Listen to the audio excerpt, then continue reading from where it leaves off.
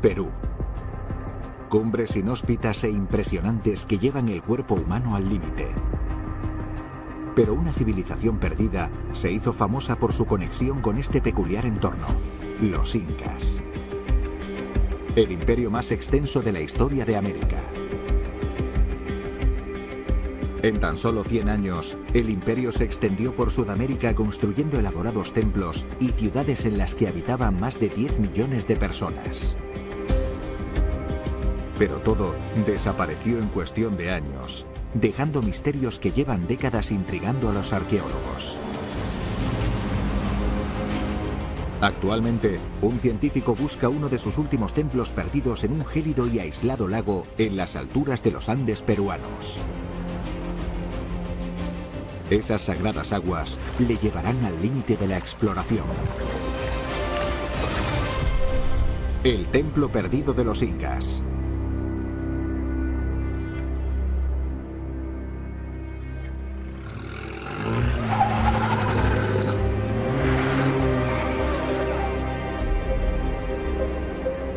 En el sureste de Perú, un equipo de científicos se dirige a una remota zona del país para realizar el primer estudio arqueológico de la laguna Subinacocha.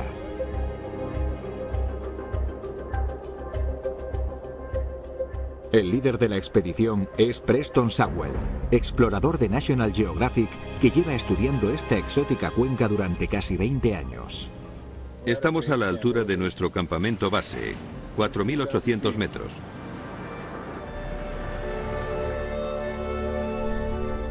La laguna Subinacocha se encuentra en el nacimiento del río Amazonas y está rodeada de enormes y nevadas cumbres y una abundante vida salvaje. Nunca sabes con qué te vas a topar cuando subes con gente hasta estas montañas. Es difícil llegar hasta el lugar al que solo pueden acceder los científicos más intrépidos. Han salido de Cusco, la capital del imperio inca que sigue siendo un próspero núcleo comercial. Desde la década de 1430 y durante casi 100 años, los incas se extendieron desde Cusco y conquistaron a los muchos grupos étnicos de la época que se extendían desde la Colombia actual hasta el centro de Chile, incorporando sus creencias y templos a su cohesionado imperio. Pero sus emplazamientos más importantes se encuentran en la región de Cusco, lugares como el centro ceremonial de Ollantaytambo, las espectaculares ruinas de Sacsayhuamán y Machu Picchu, la real morada del emperador inca situada sobre una montaña sagrada con algunas de las construcciones más precisas e impresionantes que se pueden encontrar en el mundo. Sin embargo, a pesar de su relativa proximidad a Cusco, los arqueólogos apenas han centrado su atención en la laguna Subinacocha y la cuenca que la rodea, y poco se sabe sobre su relación con los incas. Eso nos hace preguntarnos, ¿qué secretos podría haber escondidos aquí?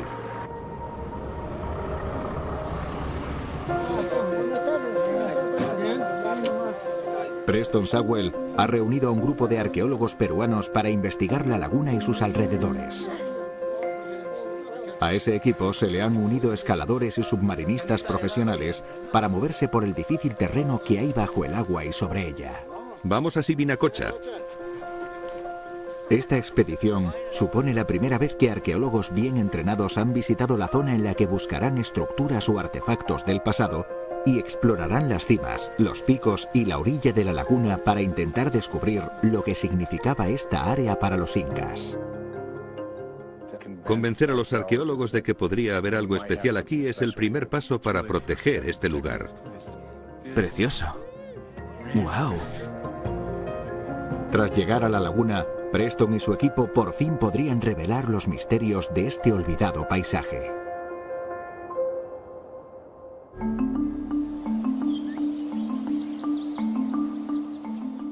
En Boulder, Colorado, Preston trabaja como asesor medioambiental ayudando a distintas empresas y al gobierno estadounidense a evitar y limpiar la contaminación medioambiental. Y durante casi 20 años no ha perdido de vista la cuenca de Subinacocha, donde ha adquirido un profundo conocimiento sobre su paisaje, su vida salvaje y su posible importancia para los incas. No soy arqueólogo, Mi objetivo es usar lo que sé para proteger esta zona. Todo comenzó con una expedición alrededor del año 2000 en la que Preston estaba estudiando una emergente enfermedad en ranas que diezmaba las poblaciones locales y observó una sorprendente especie en el agua. Levanté una roca y apareció una rana mucho más grande. A Preston le pareció una Telmatobius culeus o rana gigante del Titicaca, una especie en peligro crítico de extinción que, según se creía, solo vivía en el lago Titicaca, a más de 200 kilómetros de distancia. El Titicaca era uno de los lugares más sagrados para los incas, y si llevaron esas ranas y vinacocha por motivos ceremoniales, eso podría indicar una conexión sagrada entre las dos masas de agua. Es una espinita que tengo clavada. Realicé otras 3 expediciones a la laguna para intentar encontrar esa maldita rana. Durante su búsqueda de la esquiva rana, Preston realizó un descubrimiento aún más sorprendente. Observó 2 extraños artefactos en el agua rodeados de algas y vegetación. Una vasija de cerámica y lo que parecía una larga pared en zigzag construida con piedras amarillas que se asemejaba a una serpiente gigante. Entonces no lo sabía, pero esos 2 objetos definirían los siguientes 20 años de su vida. Se había adentrado en un fantástico nuevo mundo repleto de mitos y leyendas y comenzó a investigar los muchos misterios de los incas que dejaron pocos registros históricos tras ser derrocados por los conquistadores españoles. Analizó las creencias religiosas de los incas, que el paisaje estaba repleto de dioses y espíritus y que la alineación única de características geográficas como la posición de diferentes montañas, ríos y lagos se consideraba sagrada.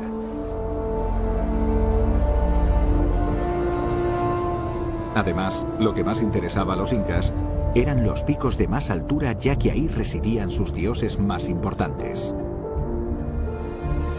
Posteriormente, Preston descubrió que las paredes en zigzag, como la que encontró en Sibinacocha, eran poco habituales en el mundo cultural andino, y que casi siempre se descubrían cerca de lugares importantes, como un santuario o un templo, y a menudo cerca de masas de agua.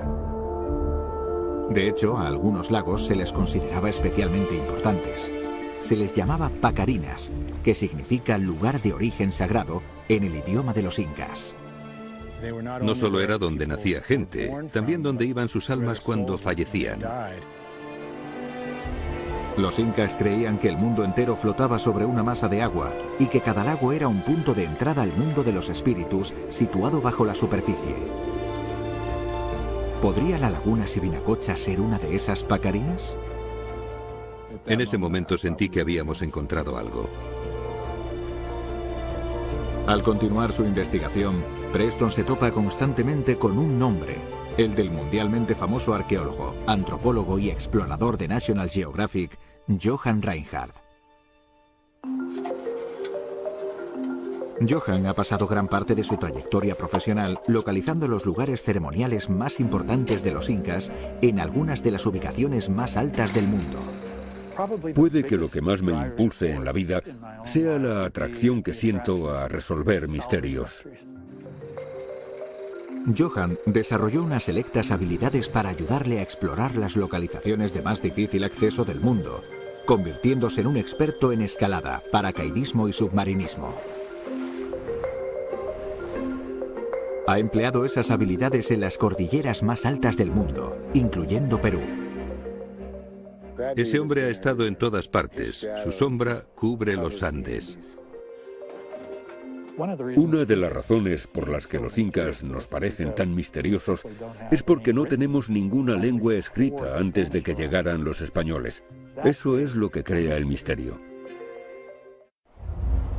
Los cronistas españoles intentaron documentar las costumbres incas, pero su conocimiento era incompleto, lo que lleva a Johan a determinar por sí mismo por qué a los incas les atraían los lugares más altos. Eran alturas a las que creían que vivían los dioses. Pero esas zonas altas no siempre eran seguras, ya que eran propicias a sufrir acontecimientos devastadores para los incas como terremotos, largas sequías o tormentas torrenciales. Por eso rogaban a sus dioses de las montañas, realizando ofrendas en las cimas. Para estudiar estas montañas sagradas, Johann Reinhardt llevó a cabo más de 200 ascensos por encima de los 5.000 metros en 5 países andinos, descubriendo más de 50 yacimientos arqueológicos. Pero en todas sus expediciones hay un emplazamiento que le es esquivo, el templo de Ausangate, construido para venerar uno de los picos más sagrados de los incas, a 6.400 por encima del nivel del mar y a casi 100 kilómetros de Cusco. El Ausangate se ve también desde la laguna Subinacocha, a más de 16 kilómetros hacia el este. Según la mitología, los habitantes del valle del Vilcanota construyeron este templo en una época antigua mucho antes de la aparición del Imperio Inca, junto a un gran lago en la falda del Ausangate. Los incas conquistaron el valle y el templo siguió siendo uno de los más importantes de la región. Un gran templo que nadie ha encontrado hasta la fecha.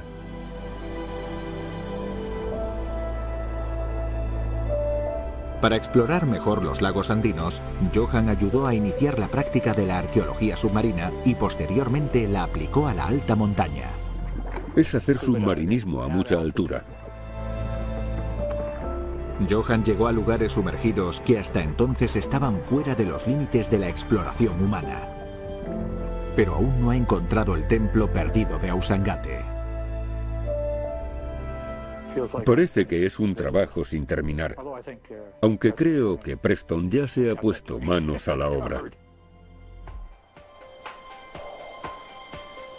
Preston empieza a preguntarse si el templo perdido podría estar en Subinacocha y se pone en marcha para terminar lo que empezó Johann. Pero primero tendrá que aprender a hacer submarinismo. He encontrado a un submarinista llamado George Watson, que además bucea en cuevas. Cuando le hablé del proyecto se apuntó al instante y accedió a enseñarme. Llevo sumergiéndome desde el 74 y he hecho muchas inmersiones en lagos a gran altura en Colorado. Sumergirse a gran altitud es especialmente peligroso porque la falta de oxígeno genera una mayor diferencia entre la presión atmosférica de la superficie y la submarina. Sin unas adecuadas tácticas de respiración y descompresión, eso podría provocar un dolor paralizante, parálisis y muerte. Todo es teórico, los datos de buceo no llegan a tanta altura, por lo que nadie sabe qué podría pasar. Sumergirse a 4.800 metros de altura es algo inédito en el mundo del submarinismo. Y además, el reto térmico de mantenerse caliente en aguas con temperaturas que rozan los 0 grados hace que sea una tarea formidable. La verdad es que en esas alturas trabajas a ciegas. Es muy mala idea. Lo que Preston ha hecho es exactamente lo que hay que hacer. Afrontar un aspecto más difícil y peligroso de la investigación como es la búsqueda submarina.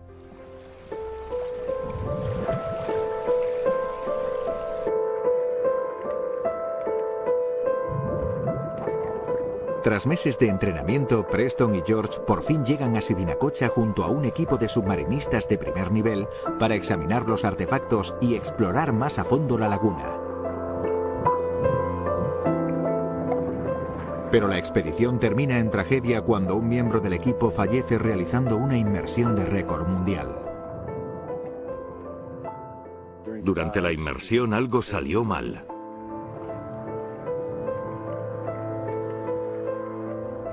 George y su compañero Jeff Belter se quedan de repente sin aire y se separan. George sale disparado hacia la superficie en un ascenso sin control, sabiendo que puede morir a causa del síndrome de descompresión rápida. Su compañero Jeff no logra subir y jamás recuperan su cuerpo. George sobrevive, pero su rápido ascenso afecta su médula ósea, dejándole paralizado de cintura para abajo durante 9 meses. Necesitará 3 años de rehabilitación para recuperar su fuerza. Pasé 2 años muy malos tras ese accidente porque sabía que era en parte responsable de la muerte de ese hombre. Los recuerdos han perseguido a Preston desde entonces y le han dado aún más motivos para proteger lo que ahora es el lugar de descanso final de su amigo.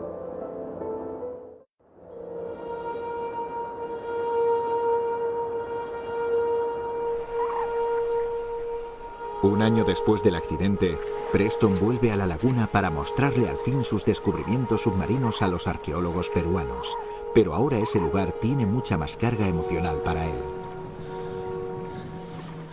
El cuerpo de Jeff está ahí. Estoy seguro de que no vamos a tener más accidentes. Aún así, no sé si tengo estrés postraumático, pero siento un poco de ansiedad. Tras caer la noche, un chamán local realiza una ofrenda especial a los dioses de la zona. Se llama despacho. Este ritual sirve para pedir permiso a la Pachamama, a la Madre Tierra y a las montañas sagradas que rodean la laguna Sibinacocha. Es una ofrenda a los apus, los dioses locales, para que nos protejan mientras trabajamos aquí y para honrar a Jeff, que perdió la vida en este lugar el año pasado.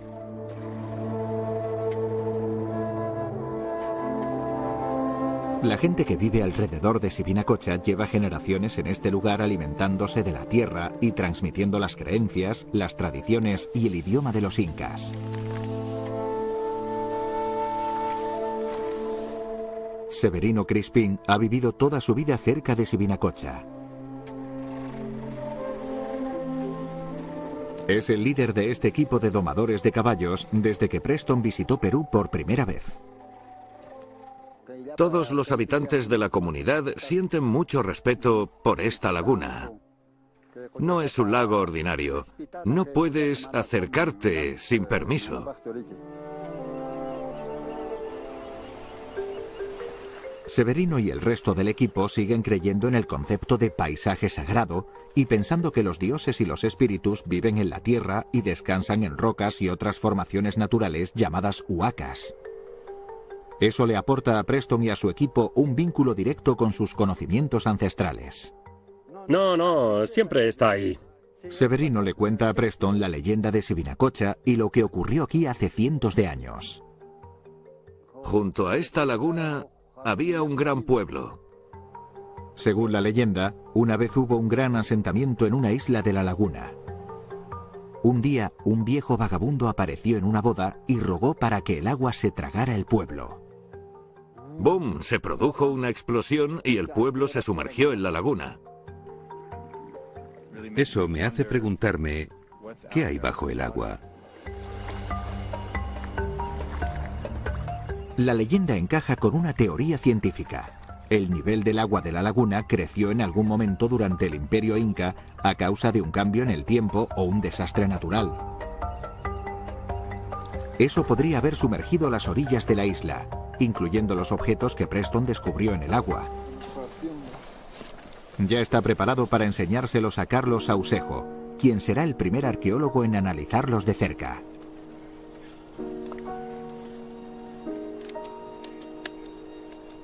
Esto es lo que llevo esperando desde la primera vez que hablé con Preston de ello. Es muy emocionante.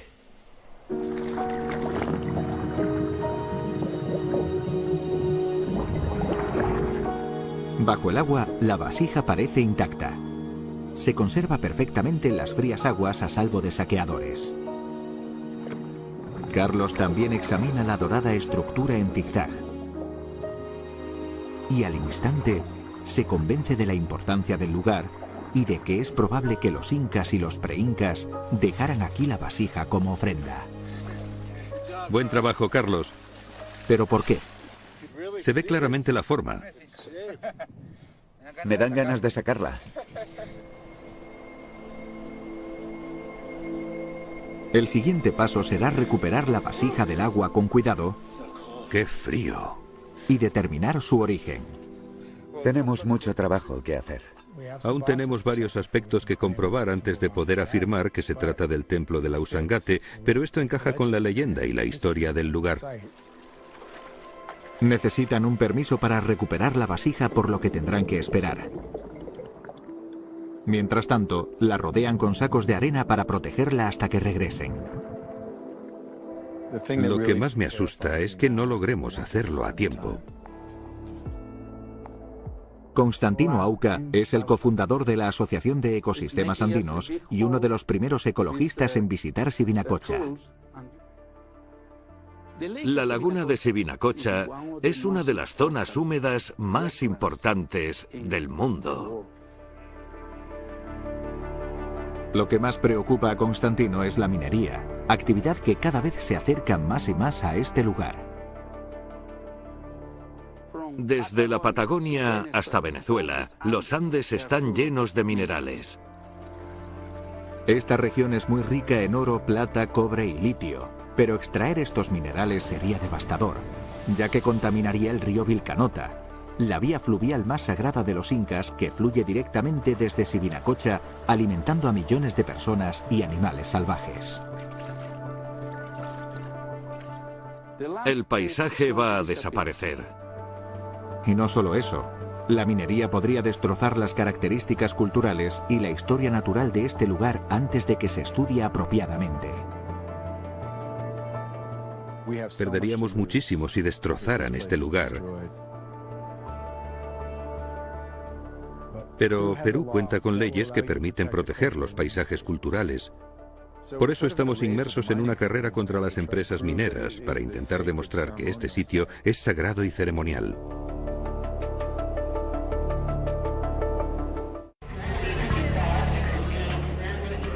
Antes de que Preston pueda volver a Sibinacocha, debe terminar su siguiente misión: guiar a una expedición científica hasta el rincón más lejano del Imperio Inca, el desierto de Atacama en el centro de Chile, el lugar más seco de la Tierra. Una de las razones por las que vamos es para intentar entender esa atracción hacia los lugares elevados. Creo que eso me ayudará a comprender qué ocurrió en Sibinacocha. En el desierto de Atacama se encuentra uno de los yacimientos arqueológicos a más altura del mundo. Lo construyeron los incas hace 500 años.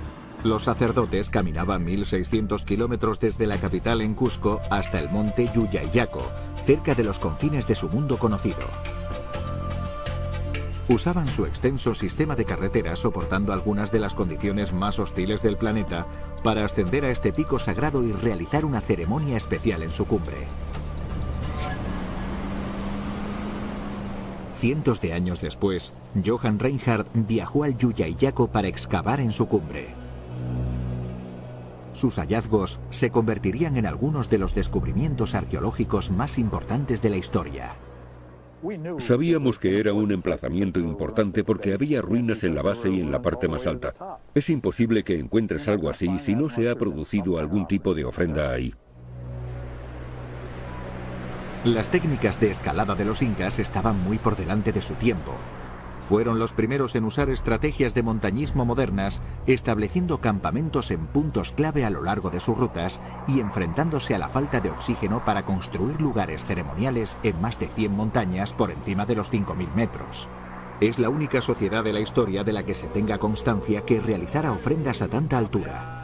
De hecho, ninguna otra cultura en el mundo ha alcanzado alturas tan vertiginosas, y tras los incas, nadie logró alcanzar la cima del monte Yuyayaco hasta la década de 1950. Preston está aquí para guiar a un equipo de microbiólogos de la Universidad de Colorado hasta la parte media de la montaña. Pero tiene un segundo objetivo: seguir los pasos de Johann Reinhardt e incrementar su conocimiento acerca de cómo vivían y morían los incas en las montañas.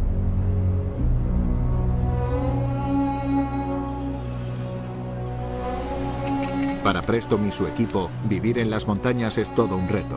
Eso hace que los logros de los incas sean mucho más difíciles de concebir. Es muy complicado estar aquí y trabajar mucho más. A la altitud del Yuyayaco, más de 6.000 metros, el mal de altura puede provocar que se filtre líquido de los vasos sanguíneos hasta el cerebro.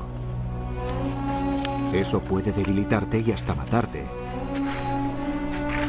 ¿Qué llevaría a los incas a realizar un peregrinaje tan duro?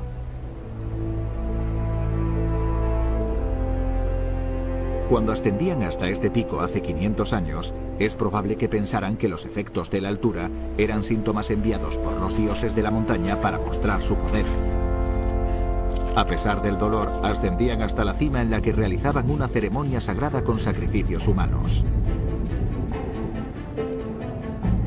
En 1999, Johan ascendió por el camino inca hasta la cima y realizó un descubrimiento arqueológico sin parangón en la historia.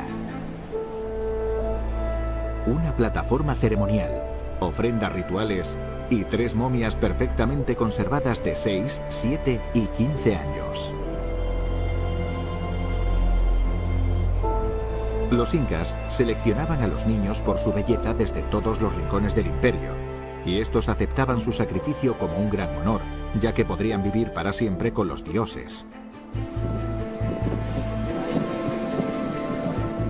Los sacrificios humanos se llevaban a cabo por estrangulamiento, por un golpe en la cabeza, o como en este caso, drogando y enterrando viva a la persona.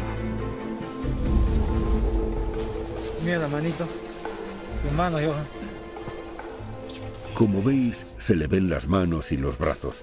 No se le ven las piernas, pero está muy bien conservada. Fue un momento muy importante para mí. Tenía la sensación de que había retrocedido en el tiempo y de que si miraba hacia atrás podría ver un sacerdote inca. Aunque esas prácticas nos parezcan espeluznantes hoy en día, los sacrificios humanos eran esenciales para los incas, y el descubrimiento de Johan supuso un gran avance en nuestro conocimiento sobre el culto a las montañas, la adaptación a la altura y la genealogía de los incas.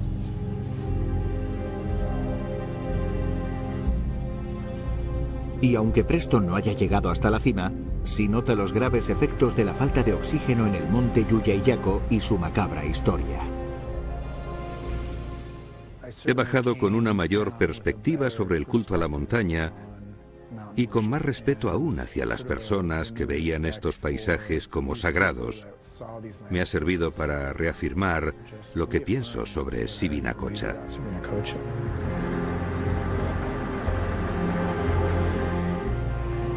Tras marcharse del monte Yuyayaco, Preston pasa por delante de una mina de cobre chilena, una de las mayores del mundo. Eso le da una idea de la devastación medioambiental causada por la extracción de minerales. Esto no se puede permitir en Subinacocha.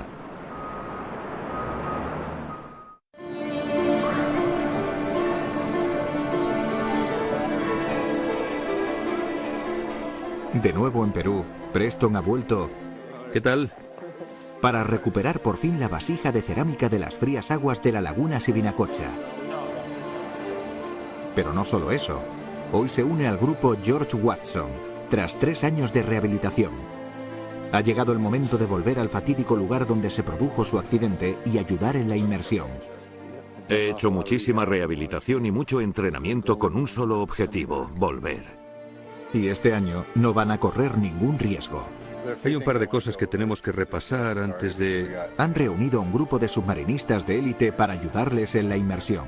Estos hombres han sido mis mentores en el submarinismo desde que aprendí a sumergirme para trabajar aquí. En el equipo también se encuentran el arqueólogo Martín Polo y la especialista en conservación Alexandra Gambetta. Ellos serán los encargados de gestionar la vasija una vez esté ya fuera del agua y de buscar ofrendas ceremoniales, algo que solía colocarse dentro de los recipientes de cerámica. No sabemos qué hay dentro. Eso es lo que vamos a averiguar.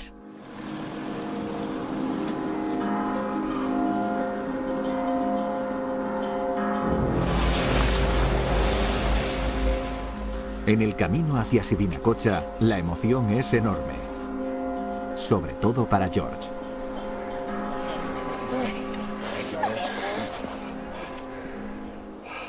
¿Has llegado? Sí, gracias por darme esta oportunidad. Gracias por creer que podría. Es preciosa, tal y como la recordaba.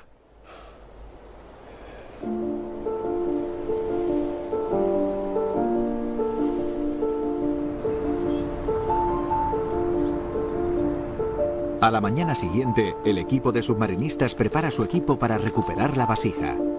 Han trazado un plan en el que participarán todos los miembros del equipo para trasladar la vasija a una cesta y transportarla con una bolsa de elevación hasta la orilla. Su labor debe ser impecable.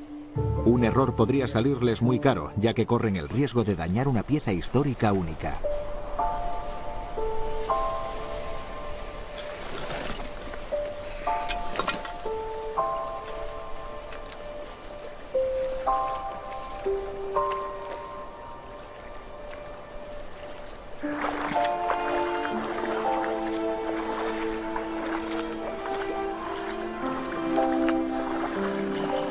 Bajo la superficie, George y Preston piensan en su amigo Jeff, al que tanto le importaba proteger este lugar. Preston guía a los submarinistas hasta la vasija y retira los sacos de arena que colocaron a su alrededor para protegerla de las algas. Ha sido un alivio ver la vasija intacta.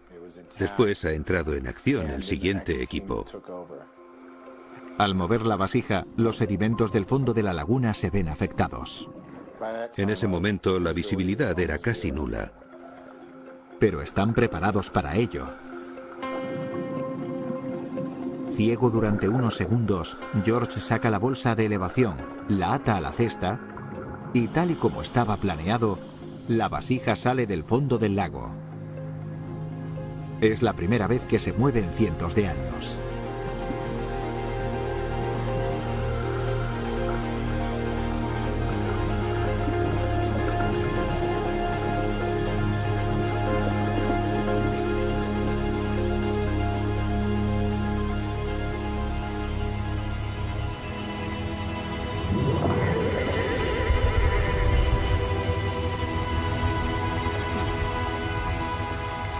Vaya.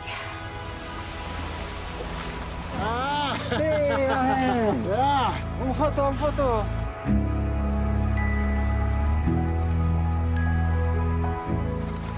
Hace mucho que vengo a este lugar.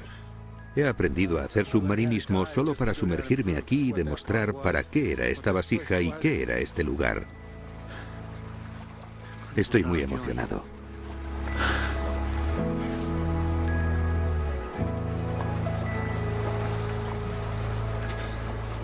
Para George, ha sido una catarsis increíble, ya que ha cerrado el círculo de lo que le trajo a esta laguna hace años. Y Preston por fin podrá dormir sabiendo que este importante objeto acaparará la atención que se merece.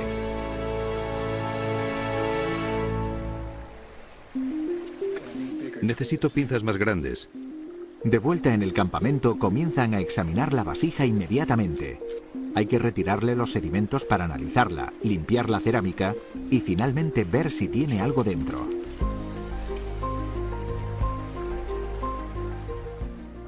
Es la primera vez en Perú que podemos recuperar una vasija intacta de una zona sumergida.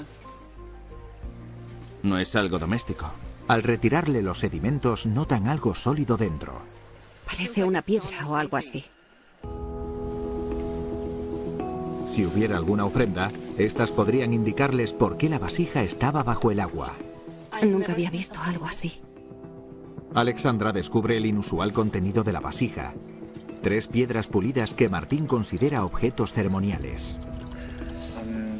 Creo que es una ofrenda a la laguna. He visto recipientes con hojas, material orgánico, ropa, ofrendas, pero nunca con 3 piedras dentro de la vasija.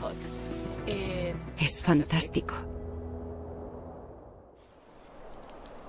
Un análisis experto revela que la vasija tiene entre 600 y 1000 años de antigüedad. Los arqueólogos creen que el recipiente y las piedras encontradas dentro formaban parte de una ofrenda. Eso respalda la idea de que este lugar tenía importancia ceremonial.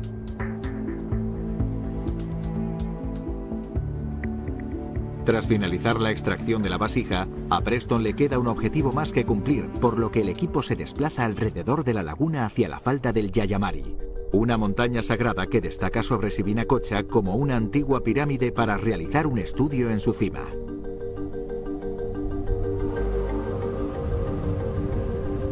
Al poco tiempo se desata una peculiar tormenta que trae consigo nieve, granizo, truenos y rayos. Los incas interpretaban los acontecimientos meteorológicos como actos de los dioses y los truenos como la forma que tenían las montañas de comunicarse. Es un ejemplo de lo vulnerable que te puedes llegar a sentir en las montañas y lo aterradores que son los rayos cuando no sabes qué son ni qué los provoca.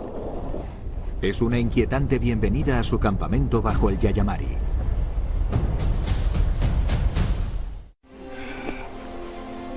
A la mañana siguiente, el equipo se dispone a subir hasta la cima de la montaña. Nuestro objetivo es analizar el paisaje y observar con más detalle cómo podrían encajar todas sus características. Mientras asciende, Preston comienza a darse cuenta de que ciertos aspectos geográficos están alineados de formas hasta ahora desconocidas para él. Es algo que él empieza a comprender ahora, pero que era obvio para los incas.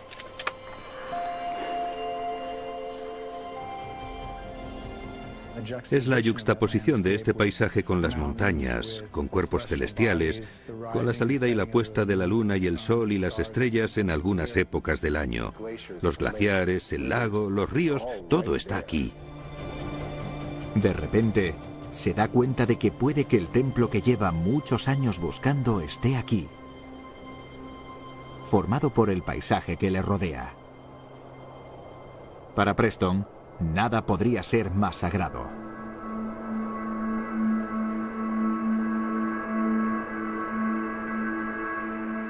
Pero hay una revelación más esperándolos. Algo tangible que podría unirlo todo. Durante su descenso del Yayamari, llegan a lo que parece las ruinas de un gran complejo. Una estructura inca. ¿Crees que es inca? Sí. Porque hay 4 o 5 edificios rectangulares alrededor de un patio central. Los edificios que lo rodean suelen ser lugares sagrados. Martín describe cómo los incas llevaban a cabo ceremonias en plazas como esta, usando las diferentes salas para preparar las ofrendas a los dioses. Puede que hubiera algunas escaleras. Usa tu imaginación. Parece como si la roca tuviera la misma forma que el Yayamari. La ubicación era muy importante para la colocación de los lugares ceremoniales, y este nuevo complejo está justo bajo el Yayamari con vistas directamente hacia el Ausangate, lo que lo convierte en un lugar ideal para venerar las montañas. Las zonas llenas de rocas como esta solían considerarse sagradas por sí mismas, y se utilizaban como la base de centros ceremoniales más grandes construidos respetando el paisaje. Es perfecto para un lugar así. Esto podría ser un templo.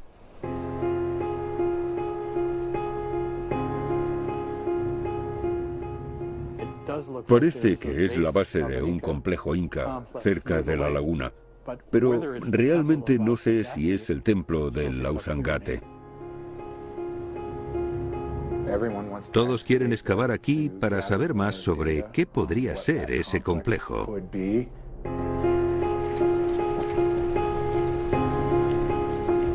Al final de su expedición, Preston ha cumplido el sueño que le ha perseguido durante muchos años, pero ha creado algunos nuevos. Su trabajo aún no ha concluido. Conseguir esto ha supuesto mucho esfuerzo y hemos pagado un precio muy alto. Es otra pieza mágica del puzzle que representa Sibinacocha y su cuenca. Pero aún no hemos llegado al final. Las empresas mineras podrían solicitar nuevos permisos mañana mismo.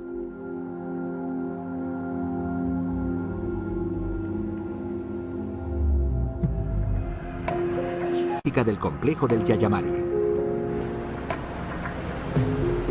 Las expectativas para esta expedición nunca habían sido tan altas, y para Preston es un momento un tanto agridulce. Ha llegado la hora de cederle el testigo a los arqueólogos que tendrán que determinar el pasado y el futuro de Sibinacocha.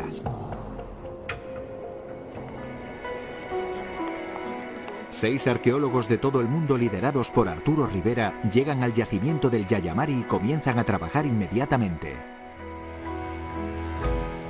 Cada vez que andamos por aquí, encontramos algo nuevo.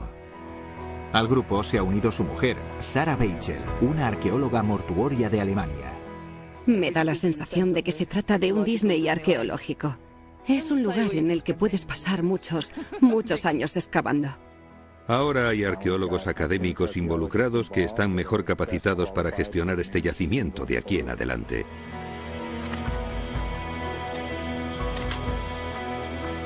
Encuentran restos de asentamientos de pueblos incas y preincas que adaptaron pozos y estructuras ceremoniales al paisaje bajo el Yayamari, incluyendo canales de irrigación y la modificación de manantiales y rocas sagradas. Estos lugares se construyeron en yuxtaposición con las montañas y las características naturales que los rodeaban. Eso me demuestra que se trataba de un lugar importante para los incas. No hay duda alguna de que creían que la laguna era sagrada. Estoy muy emocionado. Es un lugar que atrae a la gente. El paisaje está vivo. Es un lugar que hay que proteger. Es parte de nuestro pasado como peruanos. Es nuestra historia, nuestro patrimonio.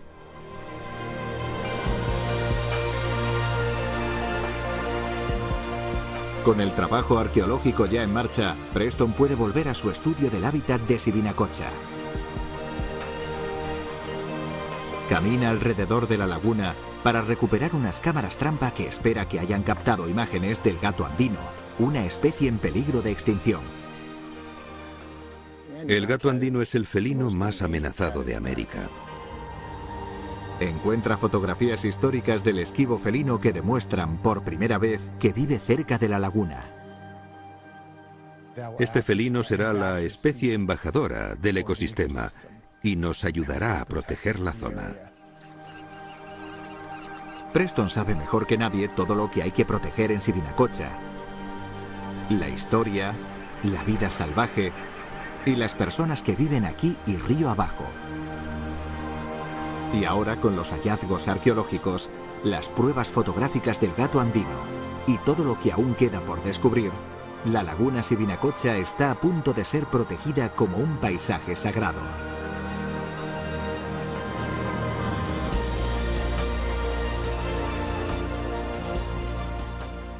Lo que distingue un paisaje sagrado de uno que no se considera así es que el sagrado está vivo para la gente. Es tan alentador que una cultura entera, un pueblo entero, vea el mundo de esa manera. Eso me hace sentir mucho más optimista con respecto al resto del mundo. Y en lo que respecta al templo de la Usangate, aún queda mucho trabajo por hacer. Aún hay mucho que determinar. Por ahora, la búsqueda de Preston en Sibinacocha continúa. Puede que nunca sepa si este es el templo perdido, pero si al menos logra protegerlo de cara al futuro, cualquier cosa es posible.